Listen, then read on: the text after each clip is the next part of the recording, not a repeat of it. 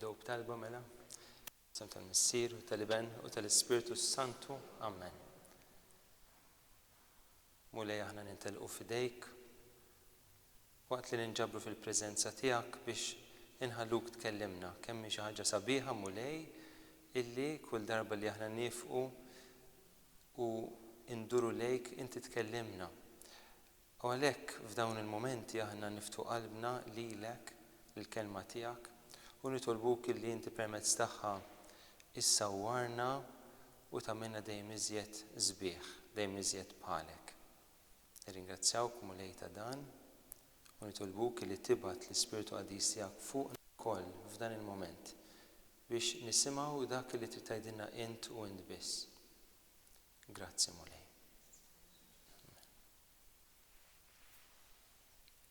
Mela, kif għalkom ġew, peress li ħanibdew Vanġelu ġdid, illum il-Vanġelu ta' San Mattew, xtaqt li almenu nagħti introduzzjoni qasira fuq dan il-Vanġelu biex ikollna daqsxejn idea ta' x'inhu. Ovvjament dawna Mattew, Marku, Luqa u Ġwanni mhumiex fotocopies ta' xulxin.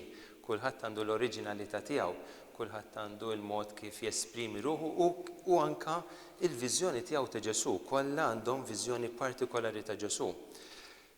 Barra minn hekk, dawn il-Vanġeli nibtu fi żminijiet kemm xejn differenti. U għalhekk anke l-udjenza ta' l-Evanġelista biex ngħidu hekk hija waħda hija differenti mill-oħra. U għalhekk se nibda daqsxejn billi naraw dan il-Vanġelu xi tratta in ġenerali biex ngħidu hekk. L-ewwel nett daw xi ftit dettalji żgħar imma biex almenu nitlu daqsxejn iktar fl-istorja ta' dan il-Vanġelu.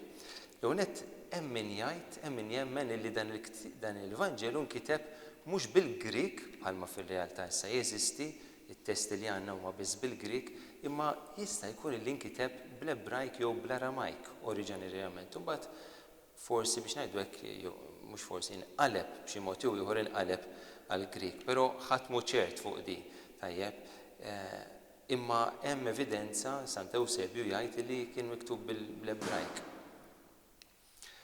Bħala Vanġelu huwa adattat ħafna l-katekiżmu, ġifieri għat-tagħlim, it-tip ta' diskors li għandna fih Ġesu il-mod kif jitkellem, kif għandek iġġib ruħek, kif tgħix bħala Nisrani, il-beatitudnijiet pereżempju, u ħafna affarijiet anke fuq il-Knisja, fuq l-istruttura tal-Knisja, kif għandna nġibu ruħna fil-Knisja, jisu huma mezz qawwi ta' tagħlim. U għalhekk dan il-Vanġelu nqisuh importanti ħafna u tant huwa importanti, mhux ngħid li l-oħrajn mhumiex ta' imma tant huwa importanti li pereżempju jekk naraw il-beatitudnijiet u t-talba tal-missierna, it-talba li għallimna l-mulej, huma il-verżjonijiet ta' San Mattew illi baqgħu jintużaw anke fil-liturġija, fil-qari tal-Qudies u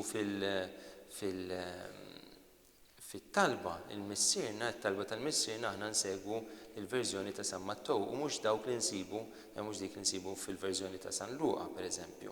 Anke bħala beatitudnijiet dawk li huma l-iktar magħrufin huma il-verżjoni ta' San Mattew.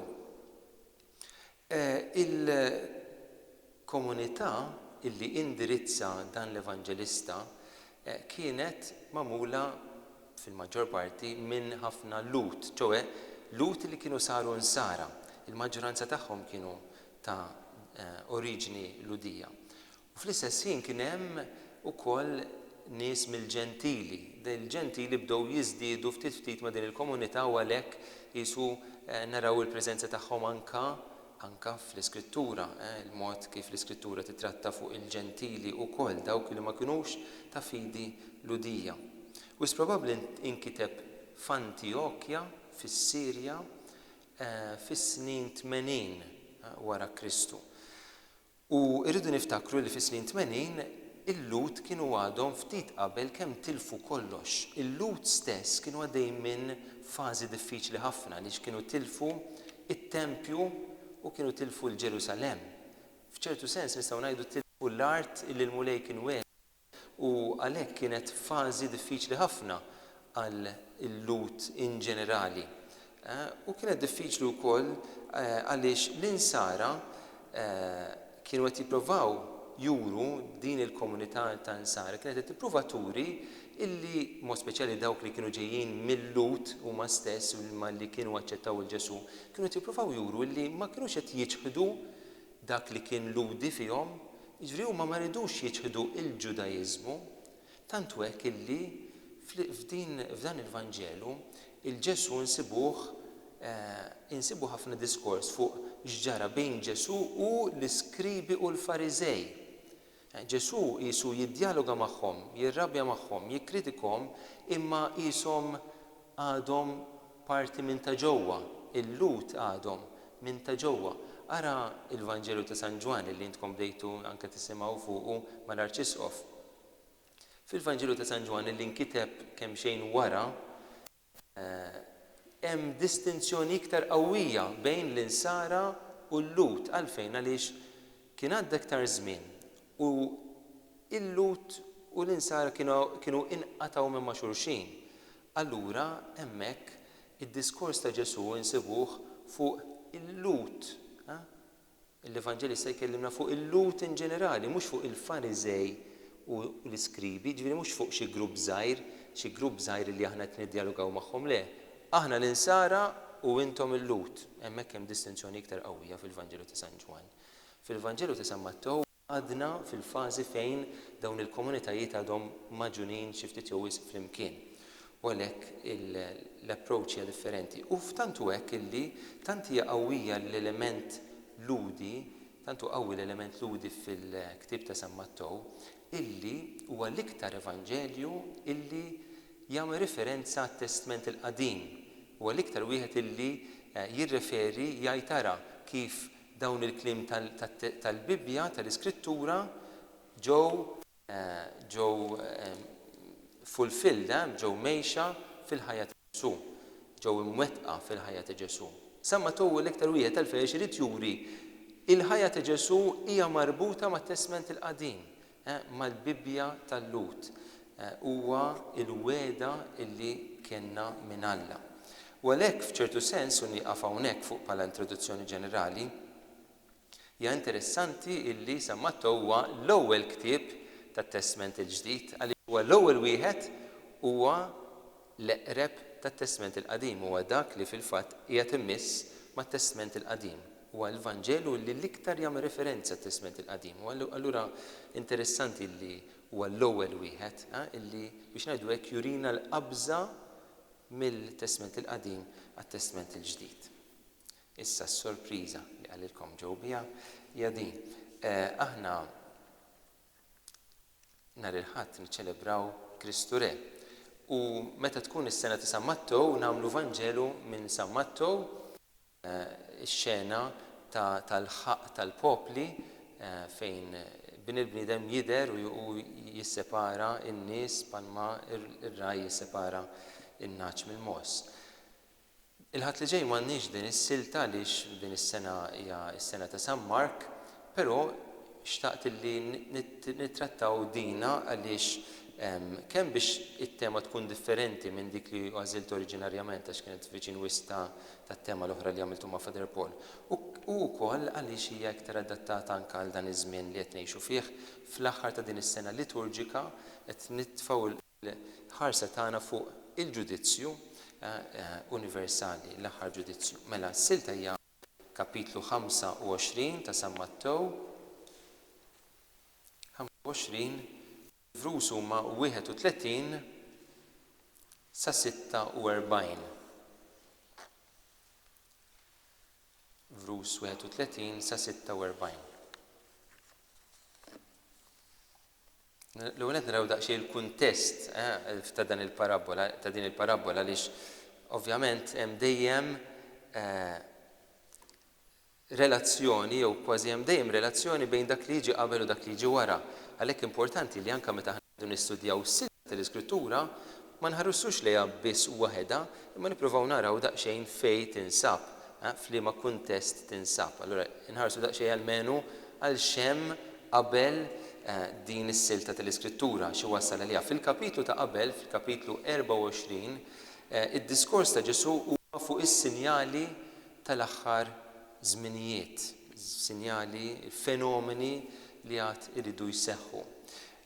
U mbagħad il-Mulej jitkellem fuq il-fatt li l-ġurnata u s-sija ħadd ma jafa meta dan kollu se jiġri, meta se jasal l-aħħar tad-dinja. Ġifieri qed noqorbu lejn it-tmiem dak li ngħidula eskatoloġija u x'se jseħħ fl-aħħar tad-dinja. U mbagħad il-kapitlu fejn tinstab din il-parabola, skużawni, se naqra issa. Il-kapitlu ta' fejn tinstab il-parabola tibda b'żewġ paraboli oħra. L-ewwel waħda hija l-parabola tal-10 verġni, 5 qlien u 5 boloħ l-istess. Il-kuntest huwa xi ftit jew wisq il-festa finali, it-tieġ li tirrappreżenta l-festa finali meta jitlu uħud u oħrajn jibqgħu barra. Ġifieri il-Mulej jipprova jipponta lejn ir-realtà tal-aħħar se jiġri. Mbagħad hemm il-parabola tat-talenti, mhux kulħadd uża t-talenti tiegħu sew u kien hemm min ġie infaħħar, kien hemm min ġie ikkritikat jew ikkundannat. U mbagħad tiġi proprju din is-silta tal-ġudizzju il-ħaq mill-popli li issa se naqra. Meta jiġi bin il-bniedem fil-glorja tiegħu u bl-anġli kollha miegħu, imbagħad joqgħod fuq it-tron glorjuż tiegħu. U qudiemu jinġabru l-ġnus kollha u jifridhom minn xulxin bħalma r-raj jifret in-naċ mill-moss. In-naċi qiegħdhom fuq il-lemin tiegħu u l-moss fuq ix-xelluk.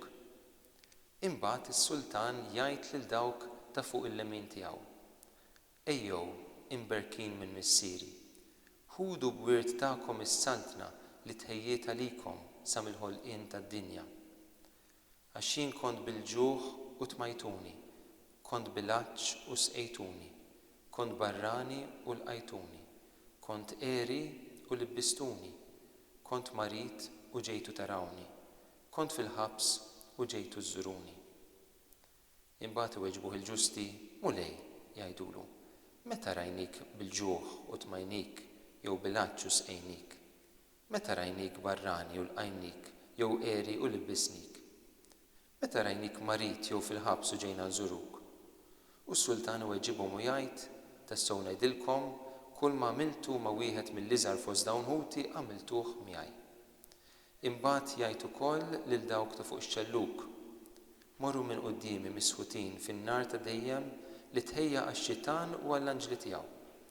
Għax jien kont bil-ġuħ u ma tmajtunix, kont bil-għaġġ u ma sqejtunix, kont barrani u ma lqajtunix, kont qiegħri u ma libbistunix, kont marit u fil-ħabs u ma ġejtux iżuruni. Imbagħad huma wkoll iweġbuh: Mulej, jgħidulu, meta rajnik bil-ġuħ jew bil-għaġġ jew barrani jew qiegħri jew marit jew fil-ħabs u aħna ma waqafniex miegħek? Iweġibhom imbagħad u jgħidilhom: tassew ngħidilkom, dak li ma għamiltux ma' wieħed minn dawk iż-żgħar anqas miegħi ma għamiltuh. U dawn imorru fit-tbatija ta' dejjem u l-ġusti fil-ħajja ta' dejjem. Il-kelma tal-Mulej tifhi lil Kristu.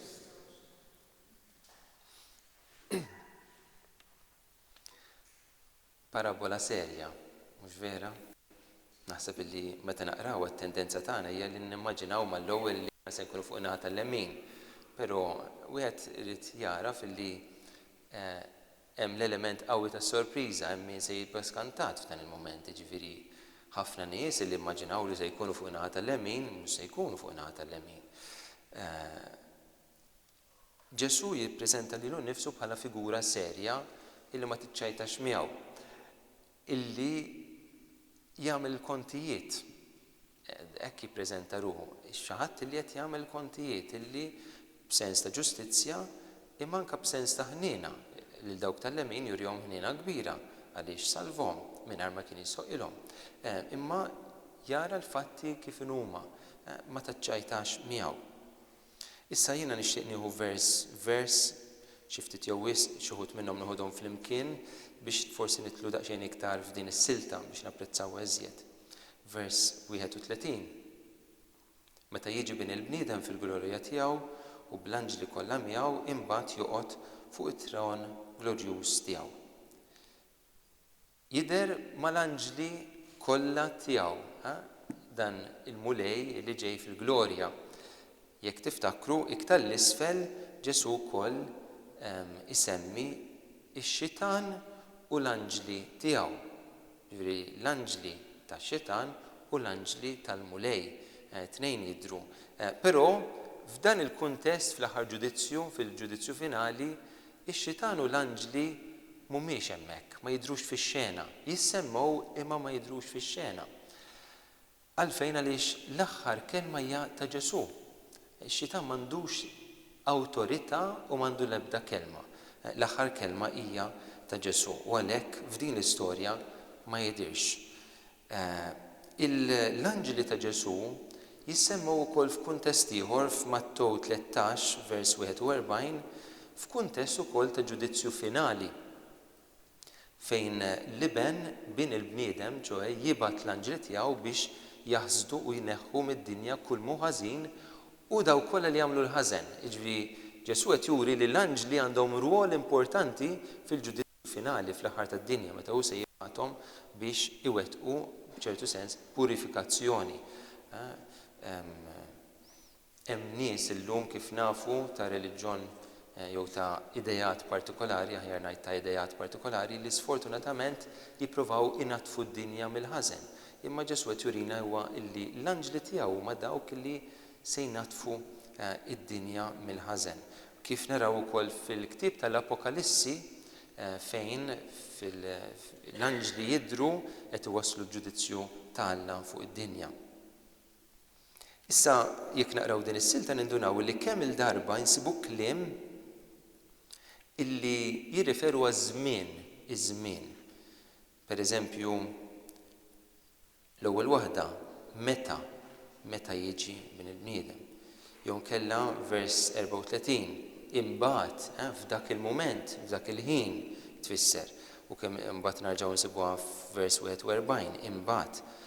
U n-nies li jiġu interrogati jew biex ngħidu hekk minn Ġesu, mhux interrogati imma indirizzati minn Ġesu, jgħidulu meta mulej, meta f'liema mument, kif f'liema darba, il-ħin. Però fl-istess ħin waqt li għandna dawn il-kliem li jirreferu għaż-żmien għal momenti partikolari, momenti individwali fil-ħajja tan-nies, l-aħħar ta' din il-parabola tispiċċa fuq l-eternità. U dawn imorru fit-tbatija ta' dejjem u l-ġusti fil-ħajja ta' dejjem. Jiġifieri turi din ir-realtà kif l-affarijiet żgħar kemm huma żgħar li nwettqu fi żmien f'mumenti partikolari fil-ħajja tagħna se jkollhom effett, influenza fuq l-eternità kollha.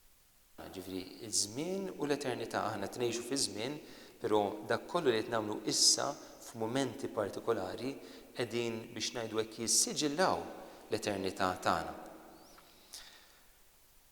U qudiemu jinġabru l-ġnus kollha, insibu f'vers 32, u jifridhom minn xulxin. Naħseb m'hemmx għalfejn ngħid li l-mulej għalkemm tinstema' hekk qisu jifret il-ġnus minn xulxin, jifridhom minn xulxin. Ma jfissirx li jifret iċ-Ċiniżi mill-Amerikani, il-Franċiżi mill-Olandiżi. Tajjeb, jiġifieri mhux hekk.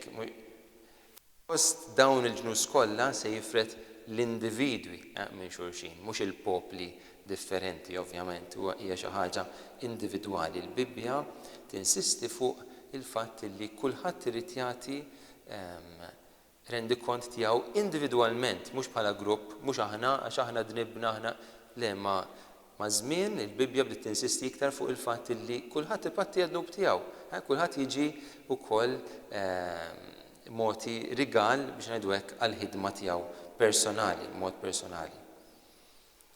Naraw il dan il-bniedem jidher fuq it-tron glorjus tiegħu imma mbagħad jgħid li bħalma raj jifret tron u r-raj. M'għandhom xaqsmu xejn ma' xulxin, mhux hekk. Wieħed insibu fil-palazz u l-oħra insibu fl-għalqa. It-tron huwa tar-re waqt li fl-għalqa nsibu lir-raj. Però għalkemm jidhru li m'għandhom xaqsmu xejn ma' xulxin, fil-Bibbja għandhom xaqsmu ħafna ma' xulxin dawn iż-żewġ immaġini, dawn iż-żewġ stampi. Għalfejn? Għaliex ir-re fit-Testament il-Qadim u anke fil-kulturi ta' madwar il-Bibbja, ta' madwar l-Art Imqazza, Ir-re kien ħafna drabi rrappreżentat bħala raj, ir-raj tal-poplu tiegħu. Insibu pereżempju fit-tieni Ktieb ta' Samwel, imbagħad it-tribujiet kollha ta' Iżrael ġew għand David f'Hebron u qalulu: Arana, għadmek u laħmek aħna. Fl-imoddi meta Sawl kien sultan fuqna, kont int li kont toħroġ lill-Iżrael għall-gwerra u ġibhom lura. U l-mulej qallek int għad tira il-poplu tiegħi u tkun prinċep fuq Iżrael. Tira l-poplu bħala il-prinċep ġifieri bħala r-re fir-realtà ta' Iżrael. U f'Salm 78 insibu dawn il-kliem mis-Salmista: Għażel lil David għaddej tiegħu, ħadu minn qalb l-imrieħel, minn wara n-naċ bil-ħrief tagħhom ġiebu biex jira il-Ġakob il-poplu tiegħu u lill-Iżrael il-wirt tiegħu. U kien jiraħħom b'qalb safja bil-ħila ta' jdejh mexxihom. Taraw, ġifieri xi ħaġa ċara ħafna li meta jidher dan is-sabbin il-bniedem fil-glorja tiegħu se jkollu su funzjoni ta' dan ir-raj illi jissepara mbagħad għaliex hu kien dejjem dak li mexxa lill-poplu tiegħu u issa se jidentifika min kienu n-naċ veri tiegħu, min kienu dawk li verament kienu qed jimxu warajh kienu tiegħu. Vers 33, in-naċi qiegħdhom fuq il-lemin tiegħu u l-mos fuq ix-xelluk. F'kuntest ieħor tal-ġudizzju finali f'Salm 110 l-istess aħna nafu il-naħa tal-lemin huwa n-naħa ipprivileġġjat u ta' dak li jkun. Nafu li Ġesu jgħid fuq in-naħa tal-lemin tal-missier. U f'Salm 110 insibu dawn il-kliem f'kuntest l-istess ta' ġudizzju finali. Il-kelma tal-mulej lil sidi oqgħod fuq l-elementi sa ma nqiegħed l-dewwa tiegħek mirfes taħt riġlejk. Il-kelma tal-mulej jiġifieri Alla lil sidi qed jirreferi sidi huwa fir-realtà din il-figura messjanika. Walla jgħidu oqgħod fuq l-elementi tiegħi sakemm jiena nqiegħed l-dewwa tiegħek mirfes taħt riġlejk. F'ċertu sens Ġesu qiegħed jistenna dina waħda mis-siltiet li nsibu fl-Iskrittura mqazza li Ġesu qiegħed Kristu qed jistenna sakemm dan iseħħ. Ġifieri Ġesu mhux sparixxa ma nafux fejn qiegħed u nnessa jew issa xi darba mbagħad fuq. Le, Ġesu qiegħed jistenna għal mument meta hu se jaġixxi u jaġixxi b'mod glorjuż li kulħadd se jinduna ovvjament. Il-lemin u x-xelluk tiegħu. Hemm storja interessanti illi hija din il-parabola illi tajt illi Ġesu fl-aħħar tad-dinja sejjaħ in-nies poġġihom fuq il-lemin fuq ix-xelluk u ġie x-xitan ukoll u Ġesu il-dawk tal-lemin qallhom issettlu intkom u daħlu l-ġenna. U x-xitan mbagħad il-dawk tax-xelluk għaxkarhom l-infern. Hemm wieħed raġel li ma nafx kif spiċċa fuq iċ-ċint tan-nofs, kien hemm ċint bejniethom u dan raġel spiċċa fuq iċ-ċint u kien qed iħares lejn il-ġenna u l-oħrajn qed jitkaxkru għall-infern. Wara ftit jara x-xitan ġej, qisu tilef xi ħaġa, jfittex, qallu sur xitan tlif xi ħaġa, qallu hawn lilek rid, qallu għax il-ħajt iċ-ċint tiegħi wkoll. Iċ-ċint jiġifieri ta' dawk li jridu jqogħdu fin-nofs, la vi u laqqas va, kif jgħid Ġesu, għax intkom la sħan u lanqas kesħin jiena se nobżokkom barra minn ħalqi, għaliex intkom birda la hekk u laqqas la mod laqqas ieħor. Irridu narfu l-fatt li ma' Ġesu m'hemmx u m'hemmx triq tan-nofs, jiġifieri jew qegħdin miegħu jew m'aħniex miegħu. U l-fatt li hemm din id-destinazzjoni ta' eternità miegħu jew eternità mingħajru turi dan. Jiġifieri importanti li l-għażla tagħna tkun ċara. Vers 34 jitkellem fuq dawn ejjew imberkin minn missieri. Il-kelma bil-Grieg illi tintuża imberkin, il-kelma imberkin bil-Grieg tfisser hekk, tintuża ċerta forma tal-verb illi turi illi dawn in-nies mhux issa il-mulej berikhom, imma berikhom fil-passat u dak li seħħ fil-passat il-barka tiegħu għadha tinħass issa. Huwa dan is-sens tal-forma tal-Grik illi nsibu li hija din il-kelma imberkin. X'qed nipprova ngħid? Jew pjuttost ċet jipprova ċet jgħidilna Ġesu permezz ta' din il-kelma. Intkom imberkin għaliex fil-passat meta intkom urejtu ħniena f'dawk il-momenti żgħar meta ħabbejtu, meta entu, meta ħaġa, meta tajtu każ tal-oħrajn, f'dawk il-momenti intkom ġejtu mberkin. Meta intkom beriktu lill-oħrajn bl-imħabba u bil-ħniena tagħkom, il-mulej kien qed ibirek lilkom. U dak li seħħ tant ilu għadu preżenti sal-lum, il-barka tiegħu tibqa' magħna. Ġifieri hija kelma waħda però li tfisser ħafna. Biex ngħidilkom hija l-istess forma tal-verb meta l-anġlu lil Madonna jgħidilha inti mimlija bil-grazzja. Hija l-istess forma li tintuża li tfisser illi mimlija bil-grazzja mhux issa biss, imma li inti kont mimlija bil-grazzja qabel u l-effetti ta' dik il-grazzja għadhom jinħassu u għadhom preżenti miegħek issa. Ġifieri, ovvjament, kienet mimlija bil-grazzja fil-konċepiment tagħha, għax tnislet mingħajr teba. Imma araw kemm dawn il-kliem jagħmlu sens meta naraw it-tifsira oriġinali tagħhom. Il-vers li jmiss vers 34 jgħid ħudu b'wirt tagħkom is-saltna. Ħudu b'wirt tagħkom is-saltna. Hemm darbtejn oħra fil-Vanġelu ta' San Mattew fejn insibu din il-kelma wirt, li tieħu l-wirt tiegħek. L-unet insibuh fil-Beatitudnijiet f'Mattew kapitlu 5. Ħenjin ta' qalbhom ħelwa għax huma jkollhom bwirthom l-art. Issa mhux l-art dawwirtu l-ġenna, ġifieri tajba, imma almenu nibdew bekk aħna, almenu nibdew nkunu qalbna ħelwa tajjeb ħalli almenu nirtu l-art. Imma ovvjament għandha tifsira aktar profonda l-art minn mulej mhux tirreferi tant għall-art imma għall-art li hija l-art ta' dejjem, l-art li hija l-ġenna li hija mwiegħda lilna.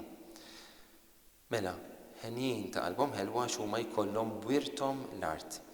Il-darba l-oħra fejn insibuha mbagħad din il-kelma tal-wirt insibuha f'Mattew 19 u kull min iħalli l-daru jew il-ħutu jew il-missieru jew l-ommu jew l-uliedu jew ir-raba tiegħu minħabba f'ismi jerġa' jirċievi kollox għal 100 darba iktar u jieħu b'wirt il-ħajja ta' dejjem.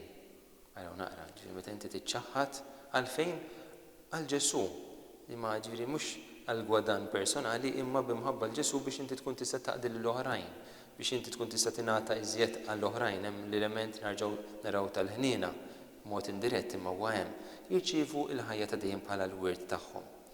U Ġesu x'jgħid però f'din il-kelma, ħudu b'wirt tagħkom is-saltna, mhux qed jgħid intkom issa għaliex għextu din il-ħajja se titlu fis-saltna tiegħi. Le, mhux hekk qed jgħid Ġesu, ħudu is-saltna. Is-saltna hija tagħkom. Qed tirtu is-saltna. Min jiret is-saltna? Il-prinċep. Imut missieru ir-re u l-ben jiret is-saltna minn missieru. Mhux hekk?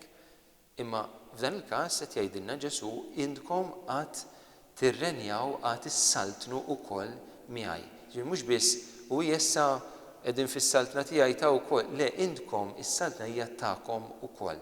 Naħseb il-sens huwa qawwi. Għax Ġesu ħaj aħna ħajjin u għax hu s-saltan aħna nibqgħu nsaltnu miegħu jew nibdew nsaltnu miegħu b'mod speċjali.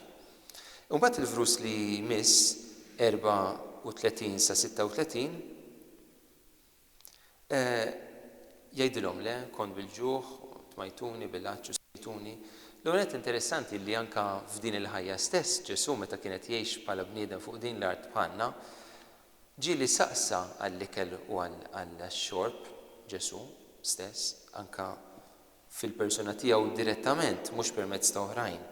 Pereżempju, ħadejn il-bir saqsa lis-Sammaritana tagħtih tixrob. Ġifieri naraw l-umanità sabiħa ta' Ġesu li jitlob l-ilma. Fuq is-salib imbagħad Ġesu jgħid għandi l-aċċ. Ovvjament fuq is-salib Ġesu l-aċċ li kellu ma kienx aċċ għal likwidu għalkemm dak kellu żgur ukoll għaliex ara kemm tilef demm u għaraq min jaf x'aċċ kellu. Però l-aċċ profond tiegħu għall-umanità kienet wisq ikbar mill-aċċ għal ftit likwidu. U naħseb huwa aċċ li aħna bl-imħabba tagħna għalih nistgħu nissodisfaw naqtawlu xi ftit jew wisq bl-imħabba tagħna.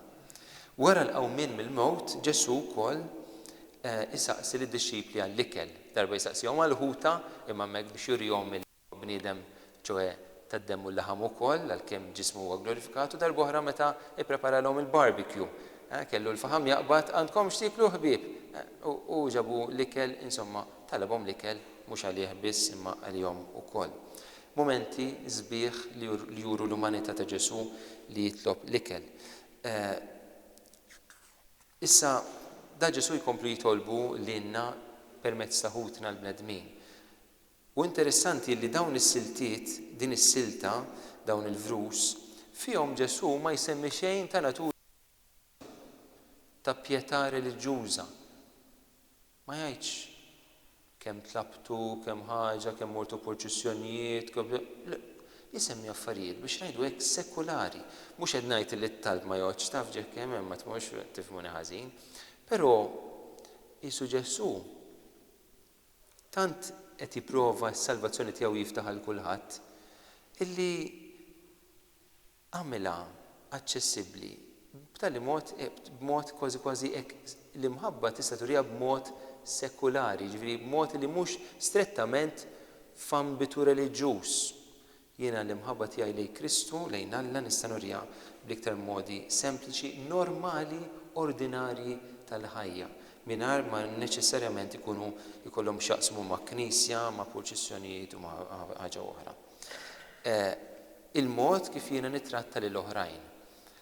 Jekk inħarsu lejn l-10 kmandamenti, l-aħħar darba li għoddejthom 10 kemm? Tajjeb, 10. L-ewwel tlieta jirrigwardaw lil Alla. Is-seba' l-oħra jirrigwardaw lill-bniedem. Fit-Testament il-Qadim jew pjuttost fil-kulturi ta' madwar l-art imqazza kien hemm anke qabel ma nkitbet il-Bibja, imma anke fi żmien meta bdiet tinkiteb il-Bibja, kien hemm ħafna saltniet, imma wħud minnhom kienu b'mod partikolari qawwijin, kienu jkunu tant kbar dawn is-saltijiet bħal saltna tal-Babilonja, tal-Assiri, tal-Hittiti, daw saltniet kbar kienu tal-Eġittu, dawna kienu jibilgħu is-saltniet ta' madwarhom. U jibilgħuhom jiġifieri mhux ikissruhom, imma jagħmlu trattat ma' daw is-slaten żgħar, daw is-saltniet żgħar. Imma f'dawn it-trattati illi kienu qishom l-10 kmandamenti biex ngħidu hekk, f'dawn it-trattati kollox kien jiffavorixxi lis-sultan il-kbir.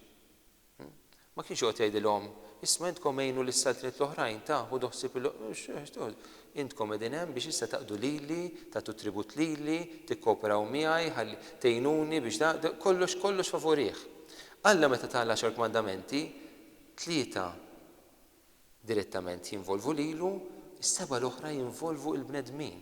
U għalfejn hawn minnu ġenitur hawnhekk minnkom naħseb waħda mill-isbaħ affarijiet li l-ġenituri għandhom jew li jista' jkollhom hija li jaraw it-tfal tagħhom jinħabbu bejniethom. Mhux vera? Meta tara t-tfal tiegħek jinħabbu bejniethom, jgħinu l-xulxin, ma jgħirux għal xulxin, jippruvaw ikunu hemm għal xulxin, lilha ħwienet tkun fil-ġenna tal-art. Anke jekk forsi lilek jinsew daqsxejn ma mhux għax tu peċijiet, imma jekk qed jagħtu każ ta' xulxin diġà hija barka kbira. Alla huwa l-istess. Jekk int ħabbejt il-proxmu, kont qed tonorani, kont qiegħed turini l-imħabba. Hija xi ħaġa impressjonanti.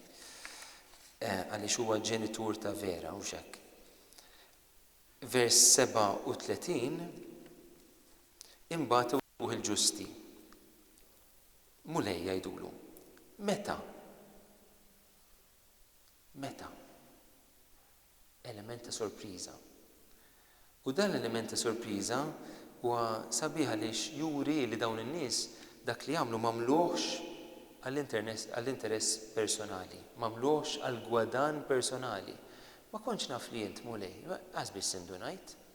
Jien il-ċikku l-peppa kont n-nejn, mela dak kint kont, mela inti qed qisu lilek, magħmul lilek, imma jiena dawn in-nies ħabbew sempliċiment għax iridu jħobbu, mhux għax ta' jafu li jisma' jekk ngħin il-di, il-mulej se jpattijuli tiġini tajba żgur. Għal forsi jkun hemm student illi jgħid tara jekk lill-teacher nipprova ngħinu jagħmel biċċa li kollu xi bżonn una nbiddlu xi tajer, forsi jtini xi marka daqsxejn ogħla. Inti għamiltu mhux biex tgħinu imma biex taqla xi ħaġa inti. Int ma kakk imqareb. Jiġifieri daw kienu sorpriżi għaliex ma kinux qed jistennuha. Dak li għamluh sempliċement bl-imħabba. Fl-ewwel ittra ta' San Ġwan, kapitlu 4, insibu dawn il-kliem. Alla hu mħabba, u min jammar fl-imħabba jammar f'Alla u Alla fih. U l-imħabba issir sħiħa fina ħalli aħna nqawwu qalbna għal jum il-ħaq. Għax saħansitra f'din id-dinja aħna sirna bħalu. Jekk aħna tinħobbu f'din id-dinja ma nibżawx minn jum il-ħaq, anzi nqawwu qalbna għaliex aħna f'din il-ħajja sirna nixbħuh, allura meta se nidru qudiemu m'għandniex minn xiex nibżaw, aħna imitajnieh u għalhekk se nkunu miegħu. Kif jgħid Ġesu wkoll dawk li huma lesti li jitilfu ħajjithom jisalvawha. Mhux hekk dawn huma nies li kienu lesti jinsew lilhom infushom ħalli jkunu jistgħu jagħtu każ tal-oħrajn u għalhekk fir-realtà il-mulej isalvhom. Mhux għalissa ma ftit iktar tard ħansemmi kif nistgħu nittimgħu u nisqu l-Ġesu u nlibsuh il-Ġesu b'modi differenti għaliex ovvjament mhux biss kwistjoni ta' li titma' li tagħti l-ħobs lill-fqir, l-ilma lill-fqir u tibgħat il-ħwejjeġ li m'għandek bżonn għall-missjoni imma hemm modi oħrajn ukoll. Imma dik se nsemmiha ftit iktar tard. Vers 40, u s-sultan iweġġibhom u jgħid tassew ngħidilkom kull ma għamiltu ma' wieħed mill-iżgħar fost dawn ħuti għamiltuh miegħi. Kull ma għamiltu ma' dawn ma' l-iżgħar fost ħuti għamiltuh miegħi. Dawn il-kliem Ġesu qed jgħidilna li se jgħidhom fl-aħħar tad-dinja fil-ġudizzju universali. Però fir-realtà Ġesu qalhom qabel lil xi ħadd, ma nafx tafux il-min. Qalhom lil Sawlu. Waqaf l-art u sema leħen jgħidlu Sawl, Sawl, għaliex qiegħed tippersegwitani? Għaliex qiegħed tippersegwitani? Inti qed tippersegwita lill-Knisja, qed tippersegwita lil dawn l-individwi li huma tiegħi u għalhekk qiegħed tippersegwita lili. Dak li tagħmel mal-iżgħar fost ħuti qiegħed tagħmlu lili. U dawn il-kliem ta' San Pawl min jaf kemm baqgħu jidwu f'moħħu, min jaf kemm baqgħet forsi ma baqgħetx stallet f'qalbu, imma kemm din ir-realtà l-ewwel ħaġa li minn Ġesu li dak li jagħmel lill-insara, lill-iżgħar fost ħut Ġesu qed jagħmel Ġesu, żgur li dan ta' orjentament tal-ħajja kollha kemm tiegħu. Tantu hekk li jiena nemmen illi Pawlu nafu kemm sofra l-Knisja, kemm qal li jiena tħabat u bata persekutu ma jorqodx li u jitlob għan-nies lejlu nara dej qalleb id-dinja biex jaqdi lil-ħutu. Imma x'kien qed jagħmel Pawlu? Għaraf li dak li qed jagħmel lill-Knejjes qed jagħmlu lill-Kristu. Bħalma kien qed jippersegwita lill-Kristu meta kien qed iweġġa lill-Knisja, hekk ħobb il-Ġesu b'mod konkret jekk ħobb il-Knisja, il-Knejjes differenti, il-komunitajiet differenti. Naħseb kien l-iktar mod kif Pawlu fittex li jħobb il-Ġesu.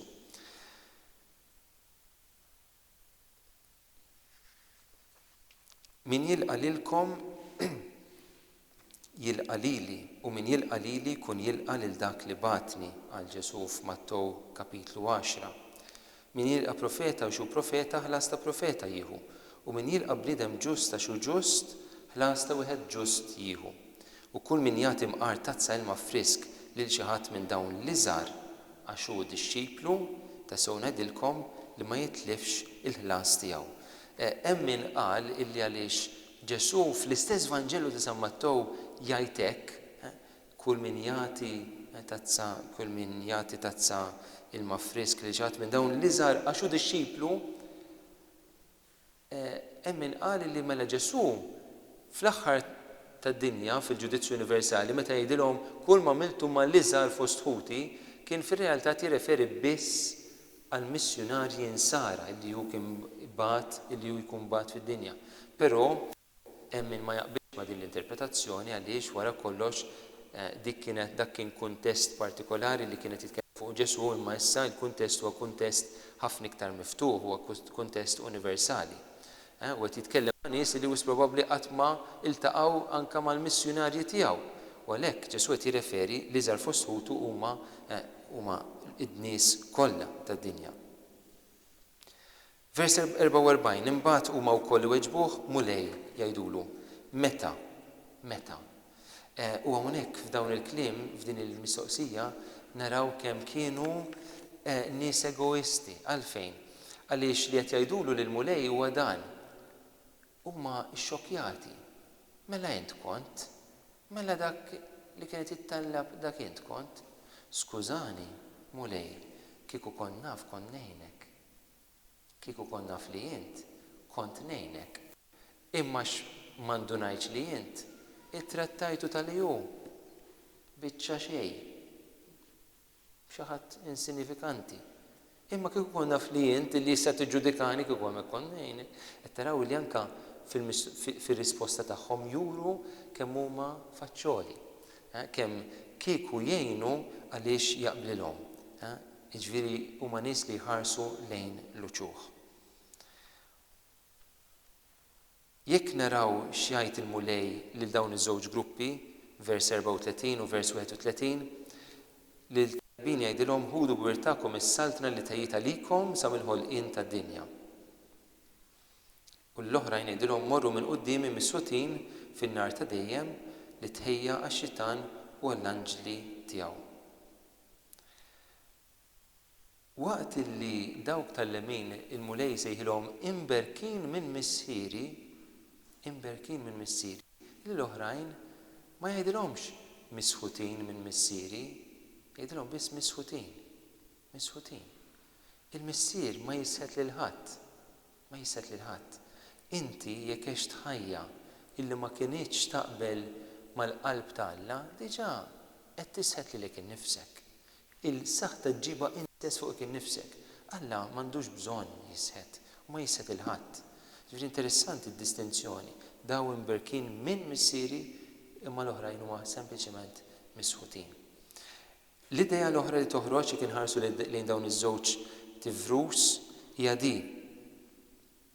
Ħudu b'wirtakom is-saltna li tħejjiet għal min? Għalikom. Is-saltna tħejjiet għalikom sa mill-ħolqien tad-dinja. Imma lill-misħutin x'għidilhom? Ma jgħidilhomx morru fin-nar ta' dejjem li tħejja għalikom. Ma jgħidilhomx hekk. Li tħejja għax-xitan u għall-anġli tiegħu. Mhux għalikom. Iħassra ma ġiex imħejji għalik. Ġie mħejji għax-xitan u l-anġli tiegħu. Inti li ġie mħejji għalik huwa l-ġenna. Anzi, biex niċċara iktar dina, Ġesu ma jgħidx li Alla ħejja għax-xitan, ma jgħidx li n-nar ħejjih Alla għax-xitan u l-anġli tiegħu. Insemmilkom xi ħaġa li smajt darba nemmen li hija vera, ma nistax naħlef li hija vera, ma nemmen li hija vera. Barra minn Malta kien hemm eżorċista qed jagħmel talb ta' eżorċiżmu fuq xi ħadd u l-xitan ordnalu li jmur għall-umur fl-infern li Alla ħalaq għalik. U x-xitan qallu kemm ma tifhimx. Jew qallu kemm int ignorant, ma nafx qallu lill-qassis lill-eżorċista. Qallu l-infern mhux Alla ħalqu, qallu aħna ħlaqnieh. U kull xitan ikkontribwixxa biex jinħoloq. Jiġifieri xi ħaġa li forsi anke ta' min naħsbu fuqha. Alla laqas biss kellu Alla ma jisset il-ħadd u laqas hemm għalfejn joħloq l-infern. Il-fatt li jgħidlek toħroġ mill-preżenza tiegħu hija biżżejjed biex inti tispiċċa f'realtà wisq kera. Ġifieri diki jekk inti ma tistax toqgħod quddiem il-qdusija tiegħu, m'hemm l-ebda alternattiva li hemm li hija tbatija u l-kruha totalment l-oppost ta' Alla. Imma dan ma jħolqux hija sempliċement in-nuqqas tal-preżenza tiegħu biex ngħidlek jew l-assenza ta' Alla. U dawn imorru fit-tbatija ta' dejjem u l-ġusti fil-ħajja ta' dejjem. U dawn u l-ġusti. Dawn laqas biss jingħataw isem. Waqt l-oħrajn jingħataw isem huma l-ġusti jew aġġettiv, il-ġusti. Li tkun imsejjaħ ġust fit-Testament il-Qadim fil-mentalità ludija hija waħda mill-ikbar komplimenti li jistgħu jagħmlulek għaliex inti jekk inti bniedem ġust, bħal Giuseppe pereżempju kien bniedem ġust, inti bniedem li tosserva l-kelma tal-Alla, li tipprova tgħix il-kelma tal-Alla.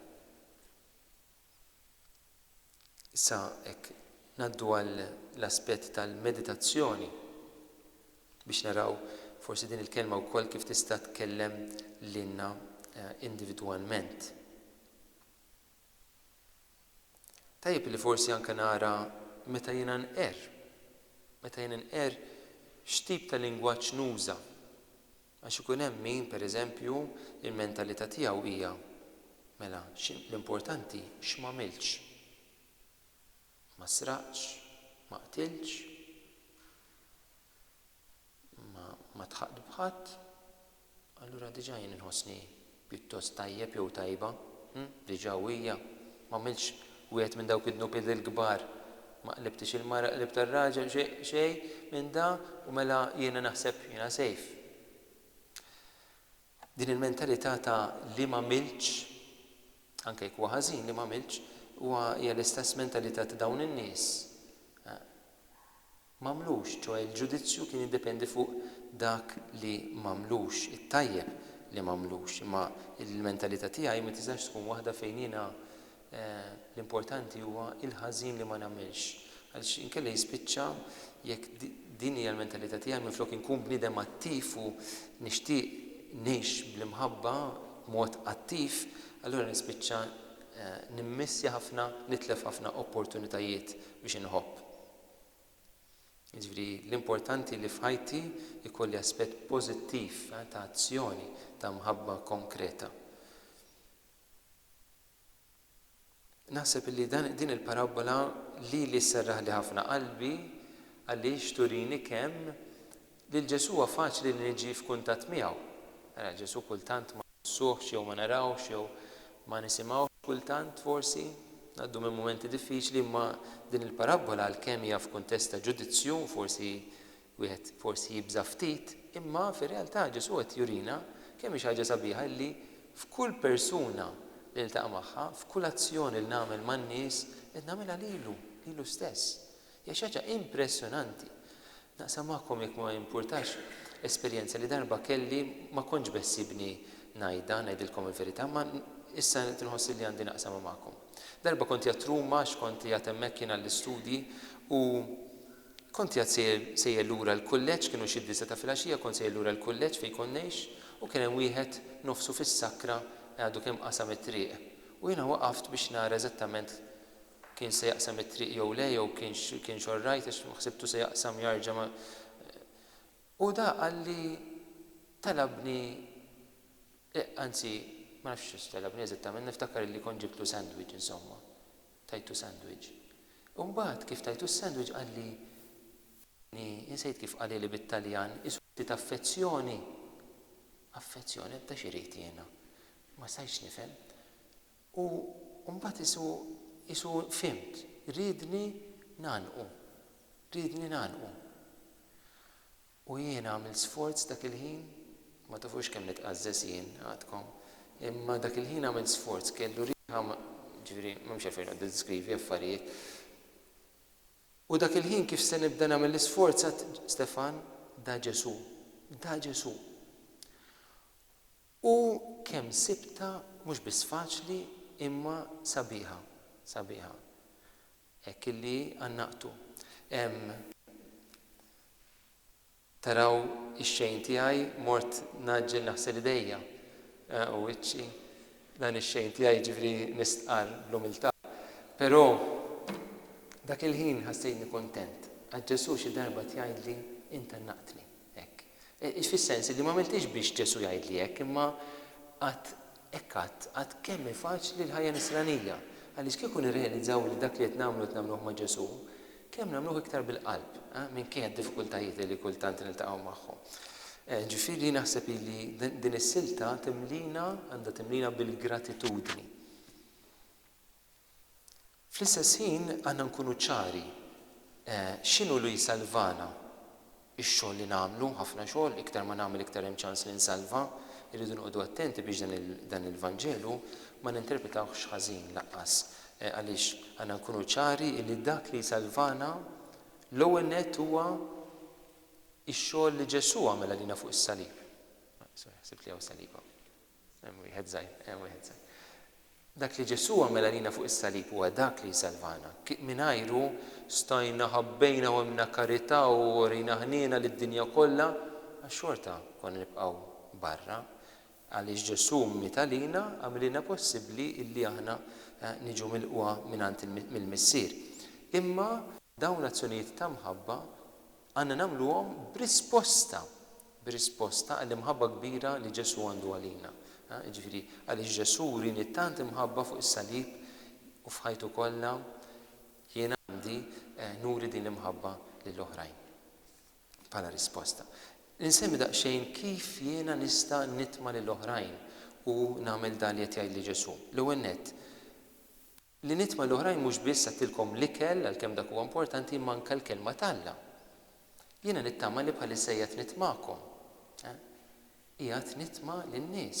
U intkom fil-kuntesti tagħkom, id-djar tagħkom, anke li tirrepeti kelma tal-Vanġelu li smajt. Illum taf xi smajt fil-quddies taf xi għaj Ġesu illum dis-silt ara kemm rajt dis-san kemm hu sabiħ tgħidu lit-tifel jew lit-tifla tiegħek jew lin-neputi jew neputija jew ħaġa jew xi ħabi taf xi għaj Ġesu imma hemmhekk qed titmagħhom lin-nies. Dik waħda. Li taqta' l-għaġġ tan-nies Ġesu jgħid ħenin dawk li huma bil-għaġġ bil-ġuħ u l-għaġġ tal-ġustizzja għax huma jkunu mxebbajn. Hemm nies li għandhom l-għaġġ li għandhom bżonn illi ssirulhom ġustizzja anke magħhom. Hemm bżonn min jipproteġihom u li jiena jekk nipprova nipproteġi l-min qed jiġi misħuq, il-min qed jiġi maffeċ, hemmhekk qed anke lilu naqtalu l-għaġġ ukoll li għandu. Kont eri u ma libbistunix. Dina jiena nħobb nuża fejn tidħol il-pornografija. Kont tkun quddiem dak il-kompjuter u tara l-Kristu eri hemmhekk. Mara, ħanajdu mara għax irġiel ukoll, imma li tkun irmiet għafġet id-dinjità tagħha ftaqret b'dak li qed tagħmel. Jiena nista' nħobbha billi ma nistax inlibbisha għax ma nafx fejn insiba, imma almenu li nitfi l-kompjuter jew mur fuq website differenti mhux fuq dik. Imma naħseb illi Ġesu jekk aħna dejjem iffissati f'dawn l-immaġini jista' jkun li jgħidilna kont eri u ma libbistinix. U l-aħħar waħda li nixtieq naqsam hija ħudu b'wirtakom is-saltna. Kemm hija xi ħaġa sabiħa di. Ħudu b'wirtakom is-saltna, int meta ġejt mammet, is-saċerdota millek fuq rasek dilka taż-żejt tal-griżma fuq il-qurrija tar-ras biex juri illi inti issa qiegħed tirrenja ma' Ġesu, qiegħed taqsam fil-ministeru regali ta' Ġesu. Ġesu li jsaltan u inti bdejt issaltan miegħu.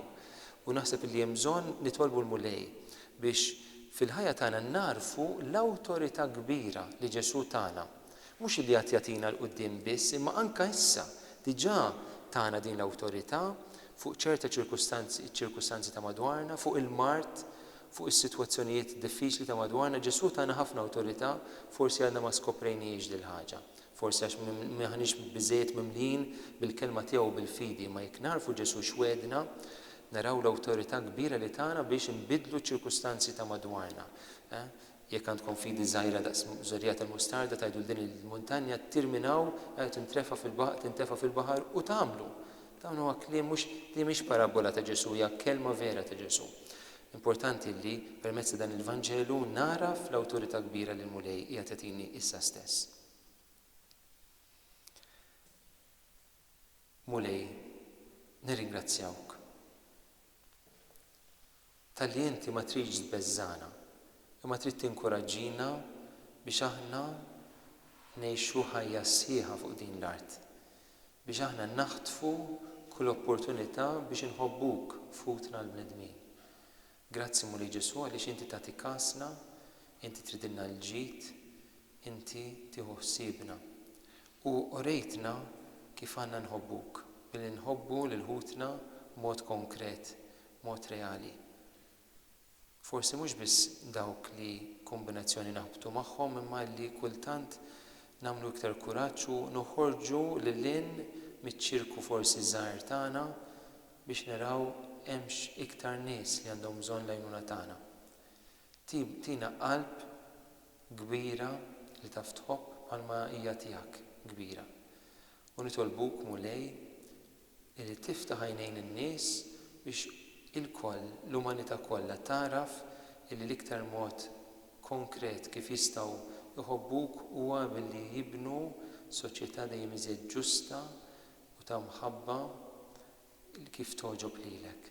Ibgħat l-Ispiritu Qaddiż tiegħek Mulej fuqna l-koll ħalli anqalna hu biex ix-xogħlijiet tajba li inti ħejjejt għalina aħna nagħmluhom kollha b'fideltà mingħajr ma nħallu l-ebda waħda minnhom barra. Grazzi Mulej. Glorja lill-Missier u lill-Iben u lill-Ispiritu Santu kif kien mill-bidu issa u dejjem għal-dejjem tad-dejjem. Amen. Forsi nipproponi wkoll bħala figura hekk bħala konklużjoni lil Marija li fitix tat każ tal-bżonn li kellhom dawn l-arajjes illi naqashom l-inbit. Ma qalitx issa dik mhux problema tiegħi imma fitxet illi tisqihom, tagħtihom ix-xorb li kellhom bżonn billi daret lejn Ġesu. Marija għajnuna tal-insara itlob għalina. Thank you. Grazzi.